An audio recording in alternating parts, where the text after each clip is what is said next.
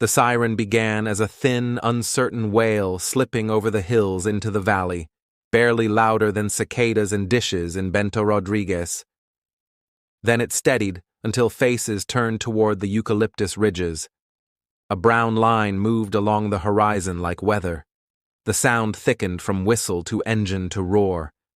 Up in the Itabirito hills outside Mariana, Minas Gerais, the Fundão Tailings dam at the Samarco iron ore mine was failing, quiet pressure turning to motion. It was mid-afternoon, November 5, 2015. Fundão was an earthen embankment raised by stages, its crest rebuilt to hold more waste. Fine, silty leftovers of crushed rock mixed with water, a slurry that acts like liquid when shaken and solid when still. For months, engineers argued about drains and piezometers, about phreatic lines, and whether the upstream raise could keep pace with production. Workers reported tremors and bulges after slides nearby. The operation kept moving. Schedules do that. When the breach opened, a tongue of red surged out and found the slope. Buildings at the works went first, then trucks and conveyors that folded like toys. The secondary Santarém dam downstream was slapped aside. The flow thickened and gained speed, neither fully liquid nor solid, its front pushing trees flat, and its back grinding them under. It carried rooftops as a flood carries foam. People ran for high ground. Most did not look back. Bento Rodrigues sits where two valleys meet. There were minutes between the first calls and the wave, enough for a teacher to lead children toward an upper path, enough for a mechanic to kill his ignition, grab his daughter, and run. Some elderly were lifted onto motorcycles. Others misread the route and found mud already at the corner. The sludge hit with a blunt fist, ripped out back walls, filled rooms to their ceilings, and left cars wedged like insects in amber. 19 people died, most within minutes. Downstream, Paracatu de Baixo, Gesteira, Barra Longa, warnings arrived by phone and by riders who took farm tracks above the gullies. Where the valley widened, the wave thinned. Where it pinched, it deepened and scoured to bedrock. At the mouth of the valley, the debris met the Rio Doce and turned the river the color of brick dust. For days, the Doce ran red. Fish surfaced in windrows. Cities shut intake pipes, trucked water, and waited for tests. The Krenak people, who treat the river as a relative, saw that relative fall ill. Ceremonies stopped with the bathing. Helicopters beat the air over a geography that no longer matched the map.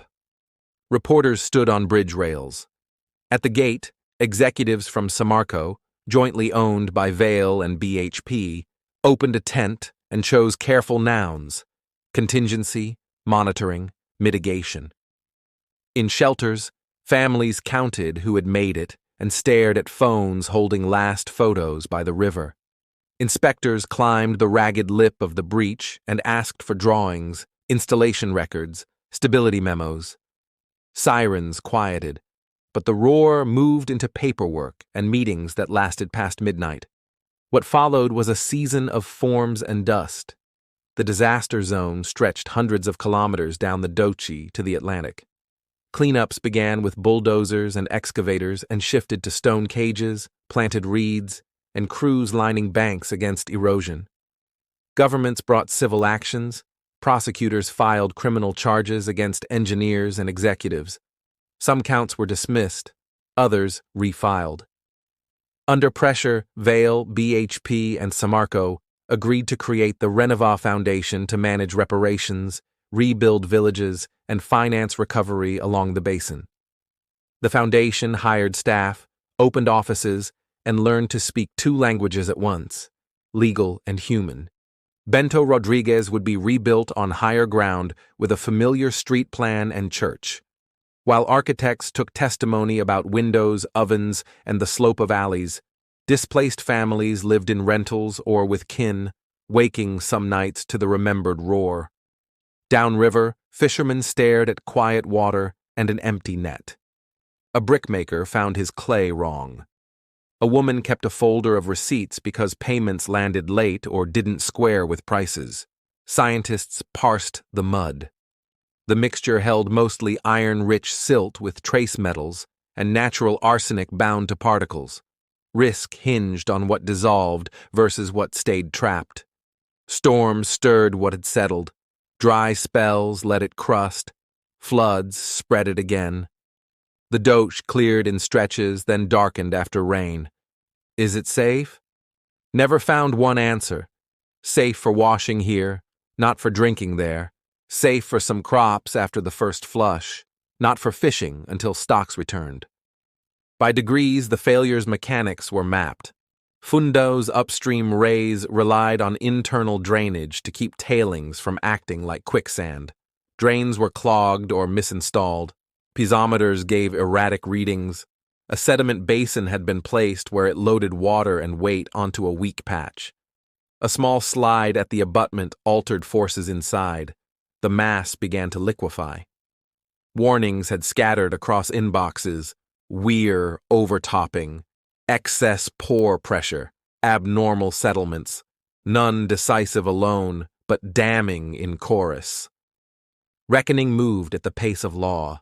Licenses were suspended, then partly restored under conditions. Environmental fines arrived in headlines with numbers so large they read like round years. Appeals trimmed them. Settlements folded them into bigger obligations. Earnings calls carried a new slide, provisions for Samarco and Renova between ore price charts. Executives apologized. Prosecutors promised prison. Judges promised process. What people wanted first was simpler: water trucks, rent money, a plan that did not change with each meeting. The river remembered too.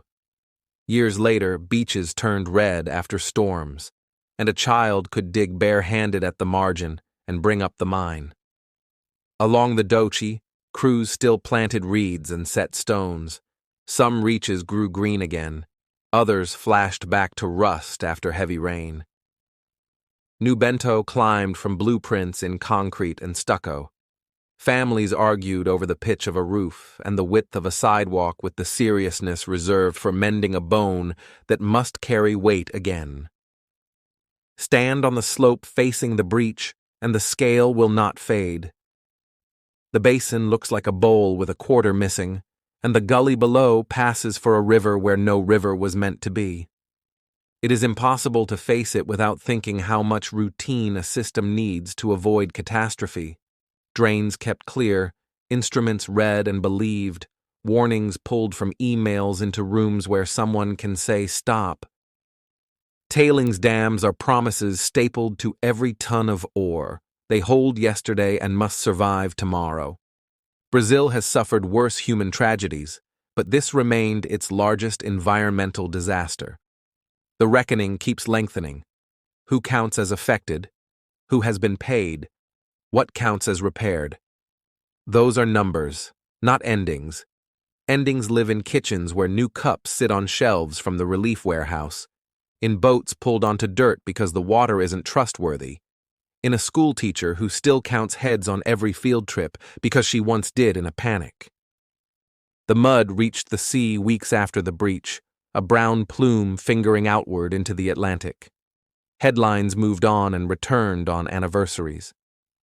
For the valley, time fixed around a thin range of dates: the day the siren sounded, the day the foundation opened its office, the day a check cleared, the day a new key turned in a new door.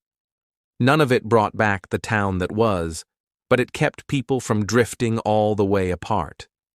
There is a useful story after the anger, a failure made of small permissions, a record showing how routine turns to risk.